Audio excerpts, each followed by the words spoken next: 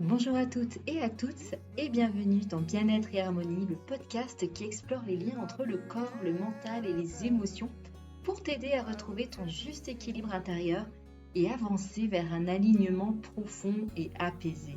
Je suis Karine Suisse, je suis coach et thérapeute et j'accompagne les âmes sensibles et engagées en quête de clarté, de sens et d'harmonie intérieure.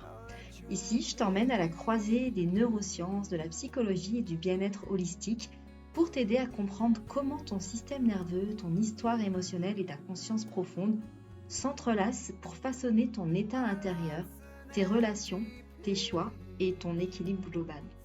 Et dans cet épisode, nous allons justement plonger au cœur d'un sujet fascinant et souvent méconnu, le lien entre le système nerveux régulé, une meilleure gestion des émotions et un alignement intérieur durable.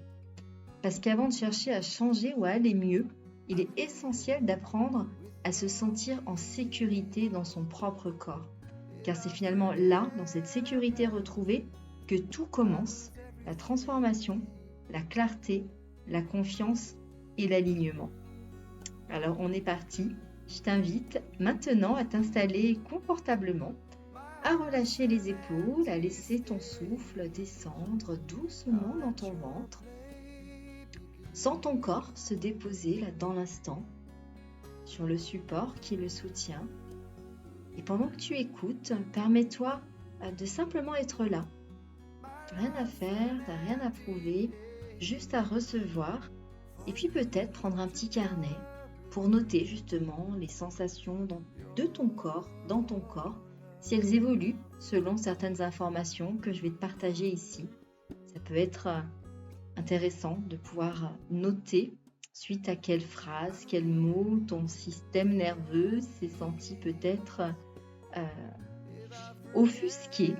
Donc ça peut être intéressant aussi pour ce podcast de pouvoir prendre un carnet. En tout cas, voilà, je t'invite à t'installer confortablement et on est parti pour ce podcast et on va commencer tout de suite avec la compréhension de ton système nerveux qui est un vrai chef d'orchestre invisible. Parce qu'en effet, notre système nerveux, c'est le grand régulateur de nos états intérieurs. C'est lui finalement qui décide, souvent à ton insu, si tu peux te détendre, agir, aimer, voire créer, etc. Ou si au contraire, tu dois plutôt te protéger, fuir, voire te couper de toi-même. Il agit donc, comme je disais un petit peu juste précédemment, comme un chef d'orchestre, mais invisible, dont tu n'as même pas conscience, et qui dirige finalement toutes les fonctions automatiques de ton corps. Donc ton rythme cardiaque, ta respiration, ta digestion, ta tension musculaire, mais aussi ton énergie, ton niveau de vigilance. Et il se divise en deux grandes branches. Donc on ne va pas rentrer dans le détail, mais juste expliquer quand même un petit peu rapidement le fonctionnement. Donc tu retrouves la branche du système nerveux sympathique qui lui prépare plutôt à l'action. C'est lui qui va déclencher le fameux fight on flight, donc combattre ou fuir, et le système parasympathique qui lui permet le retour au calme, la récupération et la régénération. Et au cœur de cet équilibre subtil se trouve un acteur central dont tu as sans doute entendu parler. On en parle de plus en plus et ça, c'est une excellente nouvelle, ça se démocratise. Il s'agit du nerf vague. Le nerf vague, en fait, c'est le plus long nerf que l'on trouve dans notre corps. Il s'agit d'un long nerf crânien exploré, en fait, et qui a vraiment été mis en lumière par le chercheur Stephen Porges dans sa théorie polyvagale. Donc c'est relativement récent puisque ça date de 1994. Donc tu vois l'échelle un petit peu de, de, de la science, on va dire de la psychologie, etc. Ça reste relativement récent. Et ce nerf, il va agir comme un véritable pont entre le cerveau et le corps en reliant le cœur, les poumons, le diaphragme, le système digestif. C'est lui qui transmet en permanence les signaux à ton cerveau. C'est lui qui va te dire en fait finalement, qui va envoyer les signaux de ta sécurité. Suis-je en sécurité ou au contraire, est-ce que je ne le suis pas et dans ce cas-là, est-ce que je dois me protéger en combattant, en fuyant? Donc lorsque le nerf vague fonctionne bien, il active ce qu'on appelle le tonus vagal, c'est-à-dire cette capacité de ton organisme à pouvoir revenir naturellement à l'équilibre après une activation émotionnelle. Tu peux alors ressentir une émotion, mais sans toutefois te perdre dedans. Tu peux ressentir du stress, mais sans te laisser envahir par celui-ci. Et tu peux réagir, mais tout en restant vraiment pleinement connecté à ta conscience et faire des choix, du coup, bien plus conscients. Mais quand ce système se dérègle, c'est là où, par contre, on va rencontrer des difficultés. Il peut se dérégler à cause d'un stress prolongé, d'un traumatisme, d'un rythme de vie épuisant, par exemple. Et là, le corps perd cette souplesse-là. Il va rester en fait coincé dans un mode de survie, donc, avec une hyperactivation ou de la tension, de l'anxiété, ou au contraire un effondrement, de la fatigue, perte d'élan. Et on peut osciller entre ces deux états, ces deux modes de survie qui sont totalement différents, mais qui malheureusement indiquent qu'effectivement ton système à ce moment-là est déréglé et resté coincé vraiment dans ce mode de survie.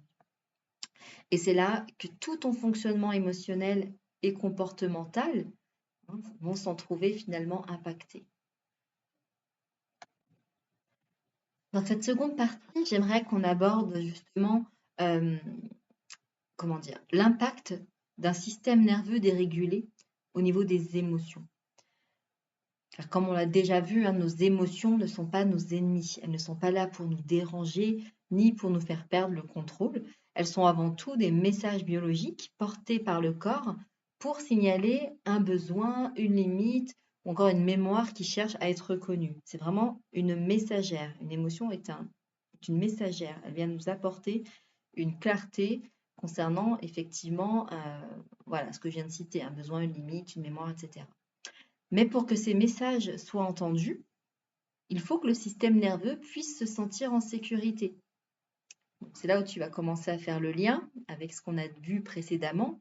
S'il est coincé en mode survie, tu penses bien qu'il n'est pas en sécurité. Et pourquoi c'est important que ce système nerveux puisse se sentir en sécurité? Car lorsque ton corps va percevoir consciemment ou non une menace, il ne cherche plus à comprendre, il cherche à survivre. On revient dans cet état de survie. C'est ce qui explique que certaines émotions vont devenir envahissantes, disproportionnées, voire même complètement incompréhensibles. Des fois, tu peux te sentir, ça a dû t'arriver de te sentir parfois complètement submergé, sans raison apparente. Ou au contraire, complètement coupé de ce que tu ressens, comme un peu anesthésié. Tu es là, mais en fait, tu n'es pas là. Et ces deux extrêmes sont des réponses finalement adaptatives d'un système nerveux qui tente simplement de te protéger. Parce que notre cerveau est quand même très bien fait et sa mission première, c'est effectivement la survie. Mais tu vois un petit peu la problématique que tu vas rencontrer avec cet état-là. Et dans l'état d'hyperactivation, ton système sympathique va prendre le dessus. Donc ton corps, il s'équipe pour l'action, si on peut appeler ça comme ça. Tu as ton cœur qui va s'accélérer, la respiration qui devient plus rapide et plus haute, les muscles se contractent. En fait, tout ton organisme se prépare à fuir ou à combattre ou bien anticiper encore une menace. Et sur le plan émotionnel, cela peut se traduire par une hypervigilance constante et notamment au niveau même mental. Tu vas ressasser, tu vas être en boucle, tu vas ruminer, comme on dit. Tu vas donc t'inquiéter, tu peux ressentir une tension diffuse, parfois sans cause précise, évidemment. Et cette hyperactivation, elle peut, à force, créer une anxiété chronique, de l'irritabilité, bien évidemment de la difficulté à s'endormir ou à se poser, ou en tout cas avoir un sommeil qui soit bien réparateur. Et donc, comme je le disais tout à l'heure, un mental qui tourne en boucle, et avec bien sûr tout cela une attention qui risque de se réduire. Et le moindre imprévu risque de devenir une source de stress. Je t'invite vraiment à lire le livre du psychiatre Bessel van der Kolk, qui est l'auteur du livre Le corps n'oublie rien. On le voit pas mal en tête de gondole, chez Cultura, la Fnac, etc. Et c'est parfait, franchement, c'est un super livre. Je t'invite vraiment à le lire parce qu'il va vraiment très bien expliquer combien cette hyperactivation chronique est finalement l'un des marqueurs du corps traumatisé. Le système nerveux reste bloqué en mode alerte, comme si le danger était toujours présent, même quand tout va bien. Donc c'est vraiment usant pour ton organisme. À l'inverse, l'hypoactivation, donc là c'est quand le corps se met en pause un peu forcée, c'est quand la menace est trop intense ou trop répétée. le système nerveux, il risque de basculer, effectivement, il peut en tout cas basculer dans cet état d'hypoactivation. C'est comme une sorte de mise en veille protectrice. Ta branche dorsale du nerf vague qui prend alors le relais. Et là, tu peux te sentir fatigué, sans énergie, déconnecté, l'impression d'être dissocié. T'es là, mais t'es pas là. Tu n'as plus envie de rien, plus de motivation, plus de lien. Et il faut bien comprendre qu'il ne s'agit pas ici de la paresse. C'est vraiment une stratégie de survie de ton corps qui choisit la déconnexion plutôt que la souffrance et qui comme ça permet d'être sur un régime finalement au plus bas pour permettre encore une fois cette survie. Et c'est un mécanisme très bien décrit dans la théorie polyvagale justement de Stephen Porges.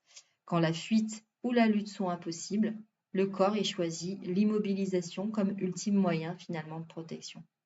Et ce qui est troublant, c'est que ces deux états, hyper et hypo, peuvent se succéder au cours d'une même journée. C'est ce que je te disais un petit peu tout à l'heure. On peut osciller d'un état d'hyperactivation ou d'hypoactivation. Une hypervigilance par exemple le matin, une chute de tonus l'après-midi, une envie d'agir suivie d'une fatigue écrasante. Et ces fluctuations sont le signe d'un système nerveux qui n'a plus de flexibilité. Alors, le rôle du nerf vague dans la digestion émotionnelle, c'est un rôle clé. Le nerf vague ventral, lui, représente l'état de sécurité et de connexion. Donc, c'est grâce à lui que tu peux ressentir une émotion sans être débordé, parler de quelque chose de douloureux tout en restant ancré dans ton corps, dans ton présent, et ne pas être propulsé dans ce souvenir douloureux du passé.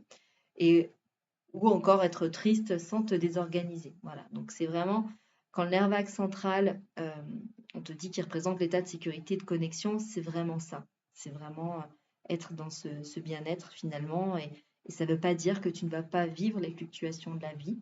Tu vas les vivre, mais tu vas les traverser de façon beaucoup plus douce, sereine et pouvoir revenir en tout cas beaucoup plus rapidement à un état stable. Donc, quand ton nerf vague est tonique, ce que donc les chercheurs appellent un bon tonus vagal, ton organisme il est capable de s'autoréguler naturellement.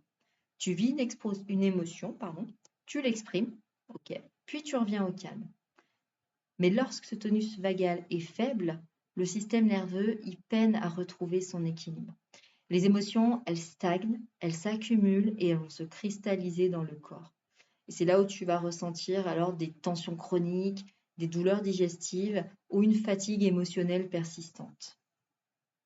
Tu peux également avoir d'ailleurs des maladies chroniques également, qui sont liées à un tonus vagal trop faible.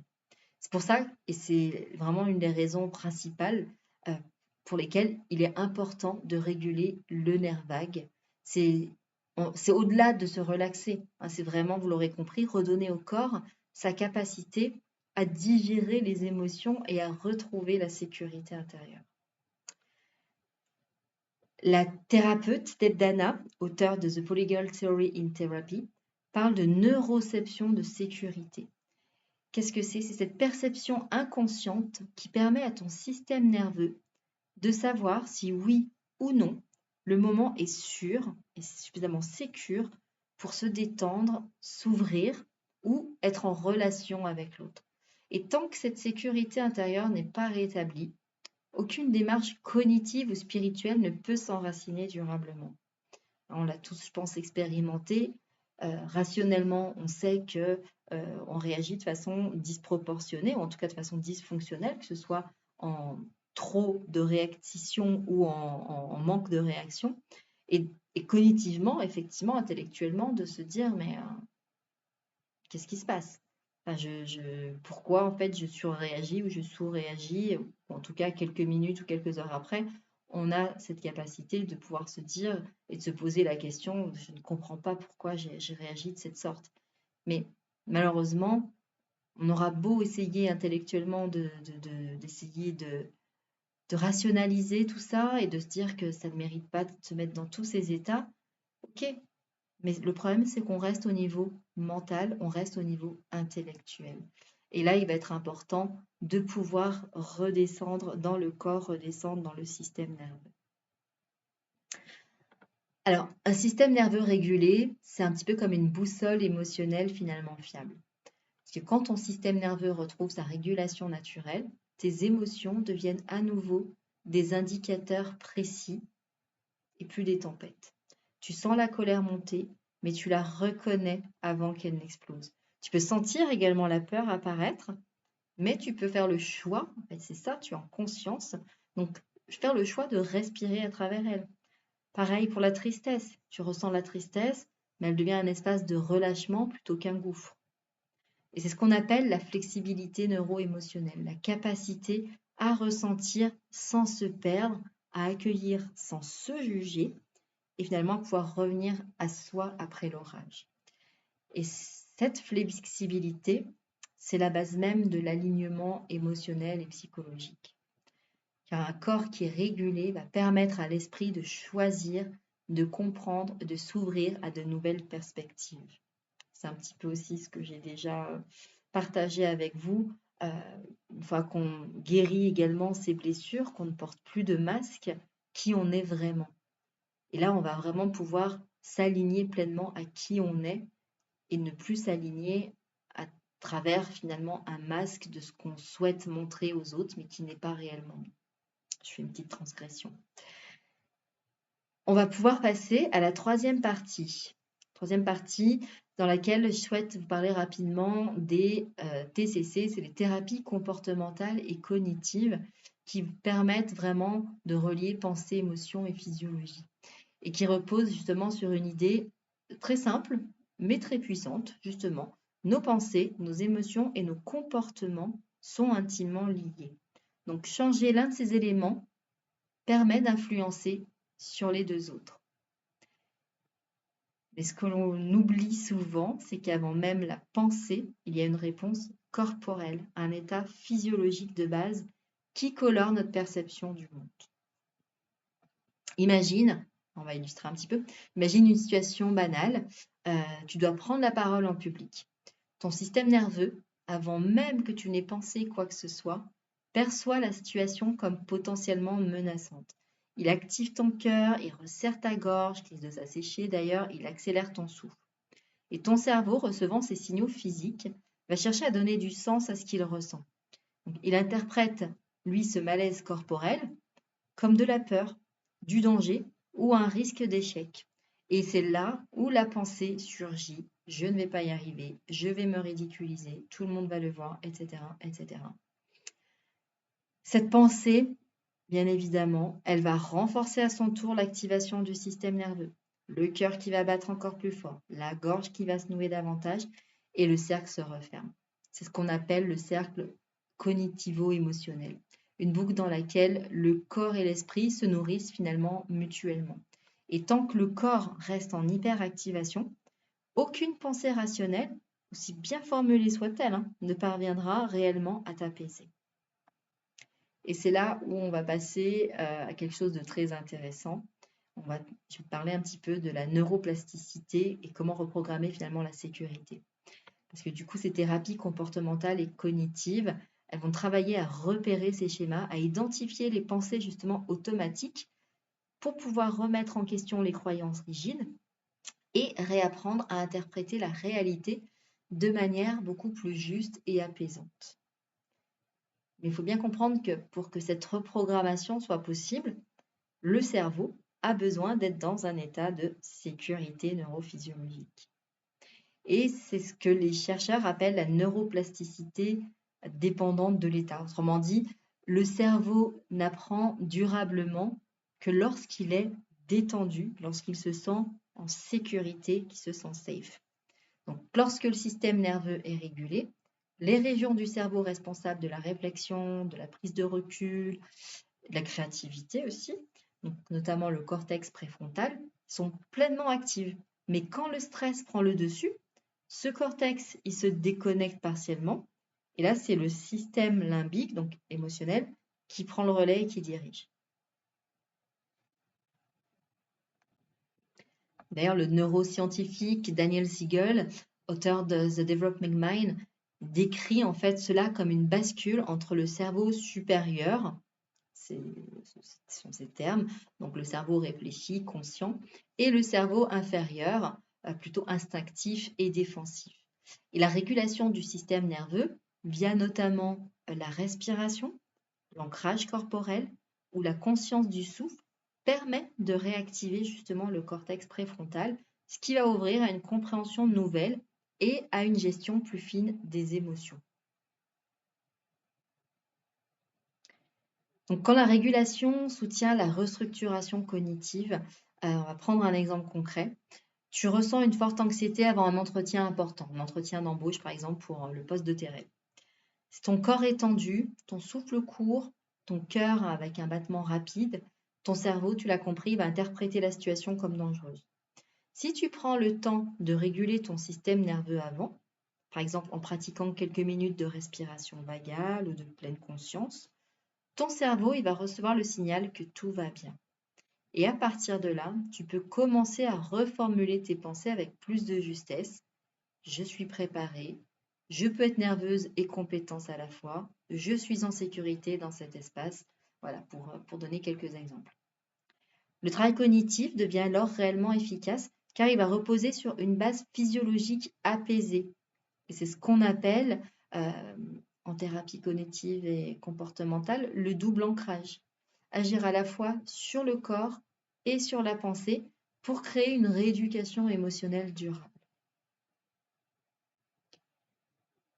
Et en thérapie, on va vraiment observer souvent que derrière une émotion forte, il y a un besoin qui est non reconnu. On l'a vu, ça peut être intéressant d'ailleurs de voir du coup les émotions comme boussole du changement. Et quand le système nerveux est régulé, il devient possible de nommer ce besoin avec clarté. La colère devient un vrai signal de limite, la peur devient un appel à la sécurité, la tristesse devient un besoin de lien ou de douceur, par exemple, la honte devient une demande de reconnaissance ou d'acceptation. Et c'est ici que justement le travail TCC rejoint la régulation nerveuse. Quand le corps se calme, la pensée elle devient plus lucide et le message émotionnel peut enfin être entendu sans débordement. Donc en pratique, le travail thérapeutique moderne, inspiré à la fois des TCC, des approches somatiques et des neurosciences, met aujourd'hui en avant en fait ce trio de régulation intégrée que sont le corps, la pensée et l'émotion. Donc le corps par la respiration, l'ancrage, le mouvement, la pensée par la restructuration cognitive et l'observation des schémas, et l'émotion par l'accueil, la symbolisation et la verbalisation totalement sécurisée. C'est cette alliance qui permet de sortir durablement du mode survie et d'entrer dans une véritable zone de croissance émotionnelle. Donc, quand le corps et l'esprit se reconnectent, le monde émotionnel retrouve sa cohérence et tu redeviens le ou la pilote de ton propre système intérieur. Alors, dans la prochaine partie, on va aller un petit peu plus loin. On va voir comment un système nerveux régulé ne se contente pas d'apaiser les émotions, mais qu'il ouvre également la porte à quelque chose de encore beaucoup plus vaste, l'alignement intérieur. Cet état où le corps, le cœur et le mental avancent ensemble et où tes choix ne naissent plus de la peur, mais de la clarté. Un espace de cohérence profonde où la sécurité intérieure devient vraiment ton socle d'expansion. Jusqu'à présent, on a vu donc comment un système nerveux dérégulé amplifie les émotions et rend la pensée confuse.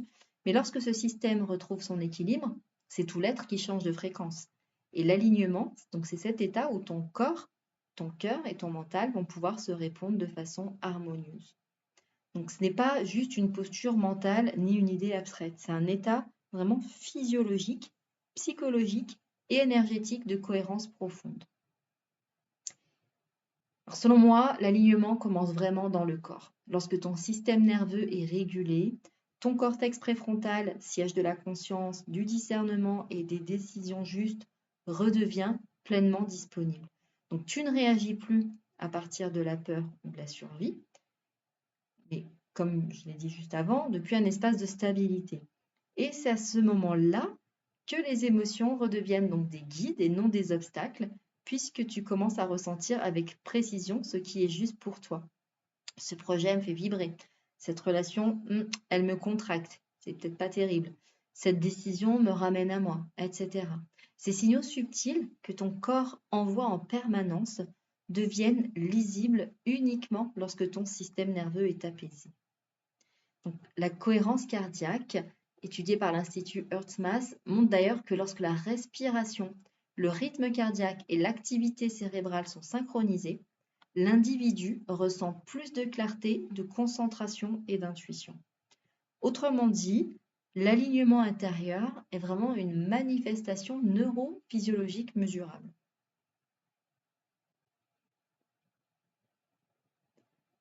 Ensuite, un système nerveux régulé permet aussi de sortir du mode contrôle. Parce que quand tu cesses de lutter contre tes sensations, tu crées un espace de conscience entre toi et ton expérience. Donc cette distance bienveillante te donne accès à une forme de liberté intérieure. Tu n'es plus identifié à ton émotion, tu l'observes, tu la traverses. Et c'est ici que les pratiques contemplatives vont rejoindre la science. Et ici, tu vas pouvoir retrouver les études de David Vago et Richard Davidson qui ont démontré que la méditation régulière modifie durablement les réseaux neuronaux impliqués dans la régulation émotionnelle et la perception du soi. Ça veut dire que plus tu cultives la sécurité intérieure, plus ton cerveau apprend à la reconnaître. Donc tu entraînes littéralement ton système nerveux à choisir la paix. Donc ça, c'est plutôt une bonne nouvelle. Par ailleurs, tu sors du monde contrôle également puisque tu as un système nerveux régulé, tu es et ressens donc la sécurité intérieure. Tu n'as donc plus besoin d'être toujours en mode contrôle, qui est épuisant pour toi, pour l'organisme et qui peut vraiment également entacher d'ailleurs tes relations. On parle également souvent d'alignement comme d'un état figé, un peu une destination finale. En réalité, c'est un mouvement vivant, un ajustement permanent entre ce que tu ressens, ce que tu penses et ce que tu choisis. Tu le sais, l'alignement, c'est vraiment ce vers quoi je souhaite t'accompagner parce que pour moi, c'est vraiment important pour que tu puisses être pleinement épanoui. Mais c'est important de comprendre qu'effectivement, c'est un mouvement, ce n'est pas un état figé. Et un système nerveux régulé va te donner la souplesse nécessaire pour justement danser avec la vie sans te perdre dans ces tempêtes. Tu sens quand dire oui sans te trahir. Tu sens quand dire non sans culpabiliser. Tu avances non plus en fait pour être aimé, mais parce que tu te sens aligné. Et c'est cela au fond la véritable liberté intérieure. Agir depuis un corps en paix, en sécurité, et non depuis une peur déguisée. Donc pour soutenir ce chemin, je te donne quelques pratiques simples validées par la recherche qui permettent vraiment d'entretenir un système nerveux stable et adaptable au quotidien. Donc tu as la respiration vagale. Tu inspires profondément sur 4 temps et tu expires lentement sur 6. Et ça, je t'invite à pouvoir le faire pendant 5 minutes, 3 fois par jour. Et des études ont montré que cette cohérence cardiaque augmente la variabilité de la fréquence cardiaque. Donc un indicateur direct d'un tonus vagal sain et donc d'une meilleure résilience au stress. Ensuite, en petite pratique simple, il y a également l'ancrage corporel. C'est vraiment prendre contact de ton corps avec le sol, prendre contact de tous tes points d'appui, la gravité qui te soutient. Et l'ancrage, en fait, renvoie au cerveau l'information, je suis ici, je suis en sécurité, je suis pleinement dans mon corps. Je ne suis plus en train de revivre un trauma, en train de revivre un événement qui m'a perturbé dans le passé. Je suis là, ici, maintenant, dans mon corps, pleinement. Et ça, c'est super important, l'ancrage corporel. Et c'est facile à faire et ça coûte rien. Tu vois, toutes ces pratiques de régulation, ce sont des pratiques qui sont simples, efficaces et qui ne te coûtent absolument rien. Donc, vraiment, vas-y, fais-le, expérimente. Encore une fois, c'est la régularité de ces exercices qui va vraiment aider ton tonus vagal à être en pleine forme, j'ai envie de te dire. Ensuite, je voulais te proposer également comme petite pratique simple, efficace, c'est la stimulation vagale douce. Et ça peut te plaire ou pas, ou peut-être déranger un petit peu les personnes qui sont avec toi, mais c'est pas grave. C'est fredonne, chante, rit ou écoute une musique qui t'apaise. Parce que les vibrations sonores, elles vont activer la branche ventrale du nerf vague, celle du lien et de la connexion sociale. Donc vraiment, je t'invite à, voilà, vraiment, et fredonne, chante, ça va venir aussi stimuler le nerf vague, puisque en fait, il passe également au niveau du larynx, donc ça va venir le stimuler. Et puis pour écouter la musique aussi qui passe par notre conduit auditif, qui donc rejoint là également le nerf vague qui se trouve juste derrière. Donc tu vois, c'est plutôt sympa comme pratique. Ensuite, les relations sécurisantes. Là vraiment, je t'invite à t'entourer de personnes avec lesquelles tu peux te sentir pleinement toi-même. Le système nerveux est social. Il se régule au contact d'autrui. Donc une voix douce, un regard bienveillant, un geste d'affection ont un pouvoir régulateur immense qui est souvent sous-estimé. Et puis petit rituel de régénération, bien sûr, mais sommeil, alimentation, nature, respiration, mouvement lent. Chaque habitude de douceur consolide ton ancrage intérieur et donc soutenir ton alignement naturel. Donc vraiment pour ces pratiques, donc la respiration vagale, tu inspires profondément sur 4 temps, tu expires lentement sur 6 et ça tu le fais pendant 5 minutes 3 fois par jour. L'ancrage corporel, tu peux le faire n'importe quand, plusieurs fois par jour. Dès que tu te sens un petit peu déconnecté, hop, reviens dans tes sensations, dans ton corps, ressens les points d'appui de ton corps sur son support, remets de la gravité, hyper important. Ensuite, voilà, fredonne, chante, écoute de la musique qui te fait du bien. Et puis entoure-toi de personnes voilà, avec lesquelles tu te sens pleinement toi-même. Ça, c'est également super important et vraiment t'aider, aider ton système nerveux aussi à se réguler.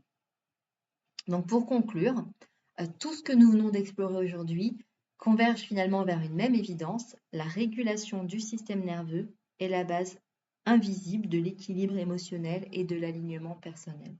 Quand ton corps se sent en sécurité, ton cœur peut s'ouvrir. Quand ton cœur s'ouvre, ton mental, lui, va pouvoir s'éclairer. Et quand ton mental va s'éclairer, tes actions, elles vont devenir plus cohérentes, plus fluides, plus justes. C'est dans cette boucle vertueuse que va pouvoir naître alors l'alignement. Ce n'est pas une perfection à atteindre, c'est un état de présence, de réceptivité, de confiance dans le vivant. Alors, avant de chercher à changer quelque chose dans ta vie, pose-toi simplement cette question. Est-ce que mon corps se sent en sécurité ici et maintenant?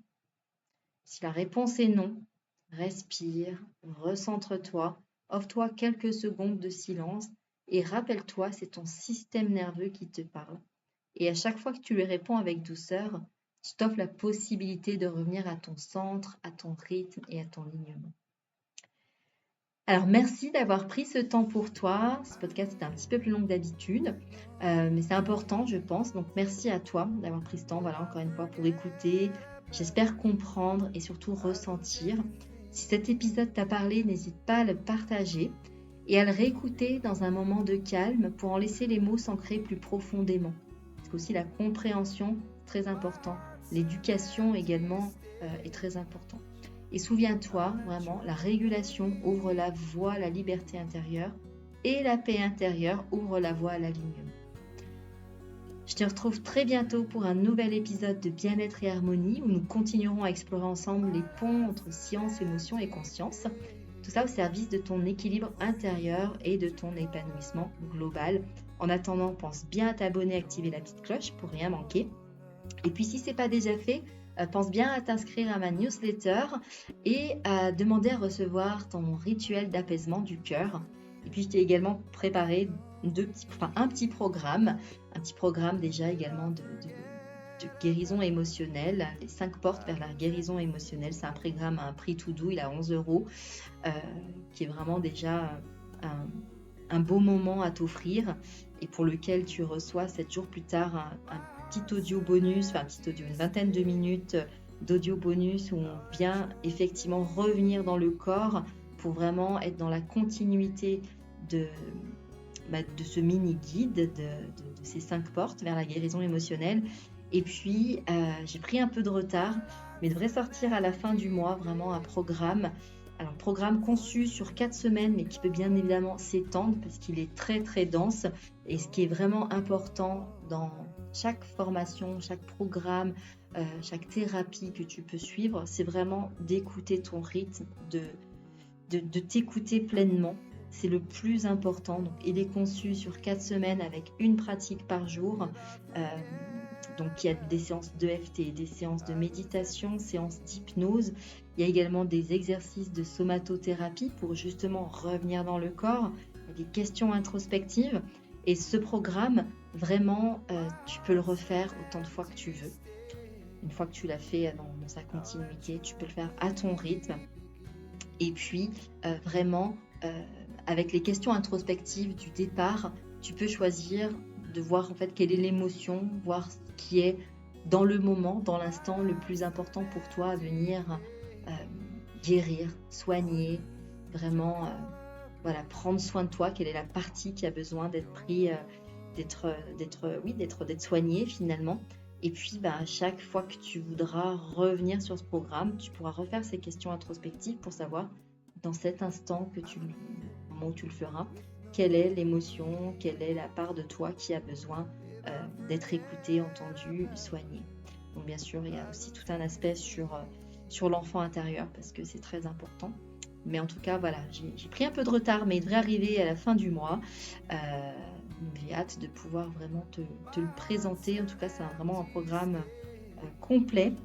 J'ai passé vraiment des mois dessus pour le concevoir et qu'il soit vraiment de qualité, qu'il puisse vraiment t'apporter une vraie transformation. En tout cas, c'est mon souhait. Voilà, donc je te souhaite une excellente fin de journée ou une excellente soirée. Je te retrouve très très vite et à bientôt. Prends soin de toi. Bye bye.